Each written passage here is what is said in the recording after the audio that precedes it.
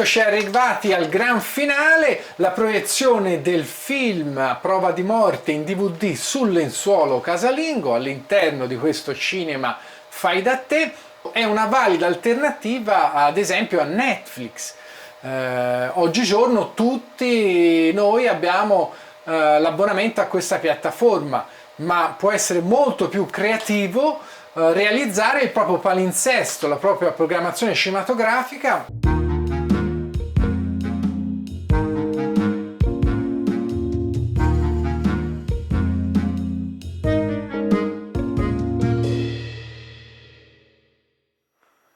Faccio una premessa: i grandi film, il grande cinema si vede in una sala cinematografica, magari una sala cinematografica di quartiere che resiste da anni allo strapotere dei multiplex, ma comunque una sala con tutti i comfort, e cioè e soprattutto con un'attrezzatura di qualità professionale, no? E quindi un bel grande schermo con una base di almeno 10 metri, un sistema di proiezione eccellente, un sistema audio in Dolby Surround, no? Questa magia del buio in sala, e magari anche una grande sala da 400-500 posti dove possibilmente con un pubblico che non sgranocchia i popcorn dietro le proprie spalle, ma comunque uno ammira la fatica che è costata a una troupe cinematografica appunto per girare la pellicola. Mi ricordo ancora le maratone cinematografiche, soprattutto di quando ero all'università, quando per esempio me ne ricordo una maratona Jodorowsky con la proiezione dei film Santa Sangre, La montagna sacra e Il topo, tutti in un giorno, in un pomeriggio che si entrò col sole al Cinema Spazio 1 di Firenze e si uscì con il buio anche fuori, oltre che in sala, con due occhi così, ma effettivamente ne era valsa la pena. Quindi io sono un patito, un cinemaniaco della sala cinematografica. Però è anche vero che sia per il fatto che la tecnologia, i costi, diciamo, della tecnologia per realizzare una saletta all'interno della propria abitazione, in questo caso all'interno del mio salotto, adesso non sono più proibitivi come negli anni 90. Negli anni 90 c'era già la moda della realizzazione del cinema fai da te nelle proprie abitazioni, però era appannaggio dei ricchi, era appannaggio di classi sociali elevate e che avevano anche dei buoni gusti, nel senso che avevano una passione per l'alta fedeltà e quindi anche di conseguenza per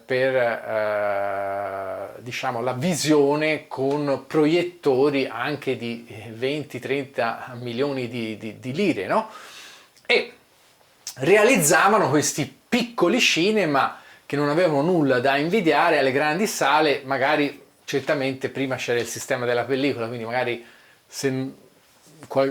la maggioranza di loro non utilizzavano come sistema di proiezione il 35 mm, quindi avevano meno qualità nella visione, però poi tutto il resto era veramente a grandi livelli. Io mi ricordo compravo una rivista di alta fedeltà per il videomaking, e c'erano già tutte le varie soluzioni, però comunque anche stando nell'economico diciamo, si rimaneva su quei 2-3 milioni di lire per fare una saletta casalinga che poi non era nemmeno nulla di così eccezionale, no?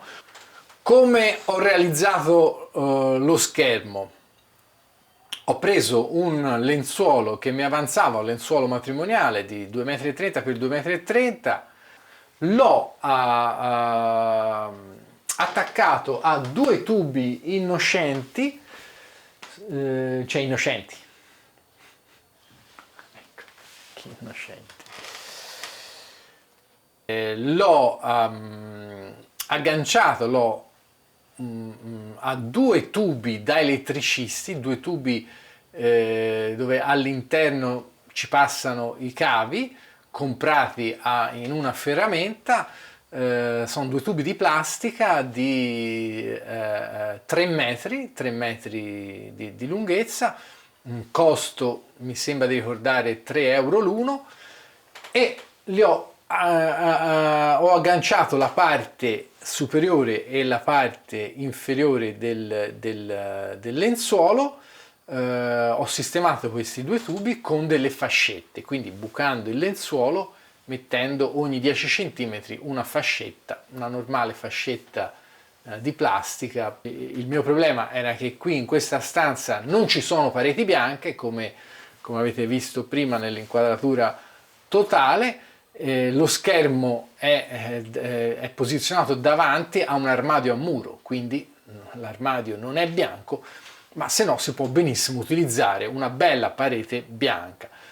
L'importante è sapere, diciamo, le distanze con le quali opera il proiettore, cioè per arrivare ad avere uno schermo, nel nostro caso uno schermo di minimo 3 metri di base, bisogna stare a 4 metri e mezzo dalla parete dello schermo.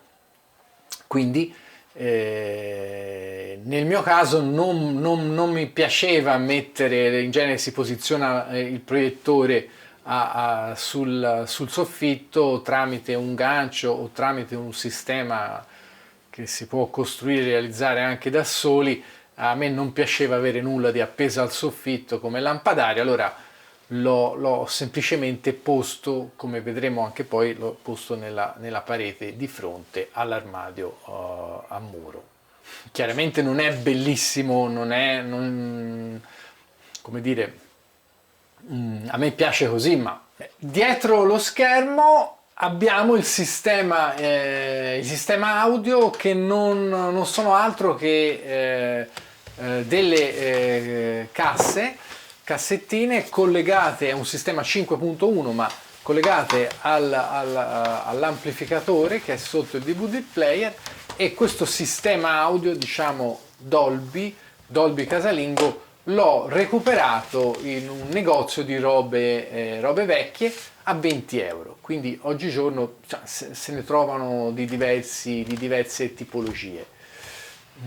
E quindi alla fine il tutto mi è costato, il proiettore l'avevo di già, il DVD player l'avevo di già, però tra realizzare lo schermo e il sistema audio ho speso 30 euro.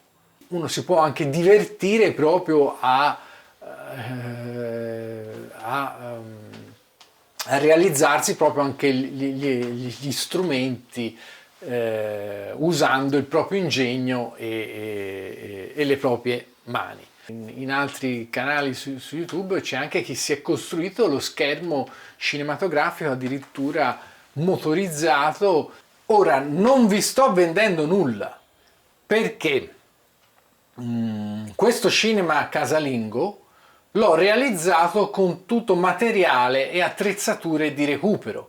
Sapete già che avevo fatto nel 2006 il cinema in macchina cortomobile, il cinema più piccolo del mondo, all'interno di un Alfa 2000, no, del 74, e quindi avevo già il mio DVD player e il proiettore, in questo caso LCD, comprato per realizzare questa sala cinematografica viaggiante. Quindi ho fatto un'opera di riutilizzo, e è quello che consiglio anche a voi. Cioè avrete sicuramente un DVD player, un VHS, magari un registratore un VHS, un videoregistratore, e magari anche, chiaramente, tutto dipende dal supporto che volete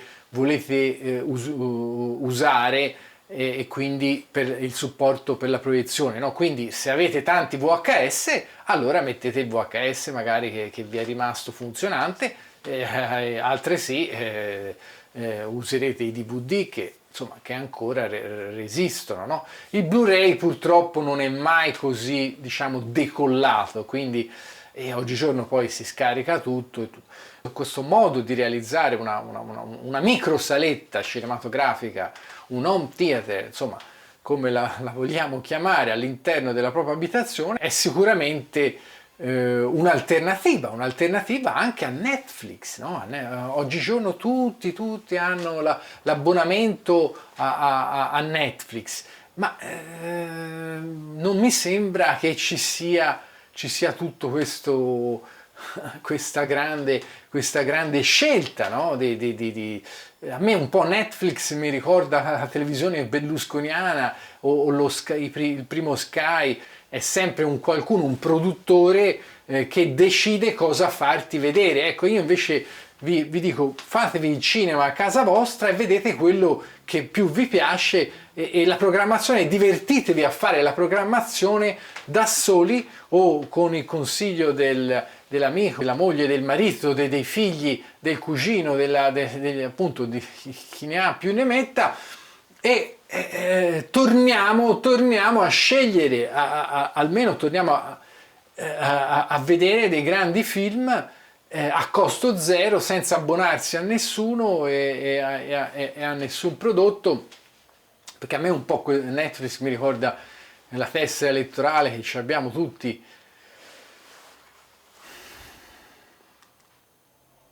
Andiamo ad inserire il DVD che ho scelto di guardare oggi, è il film A prova di morte di Quentin Tarantino.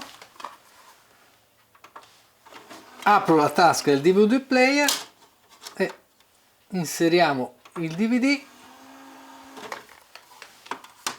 e avanti con la proiezione. La puntata di Cinema in Proprio sul cinema fai da te si conclude qua. Vi ricordo l'iscrizione al canale Cortomobile Cine TV e attivate questa maledetta campanellina per essere sempre informati sui video in programmazione, e andiamo a far partire la proiezione, ma prima di tutto siate indipendenti, siate voi stessi. Buona visione!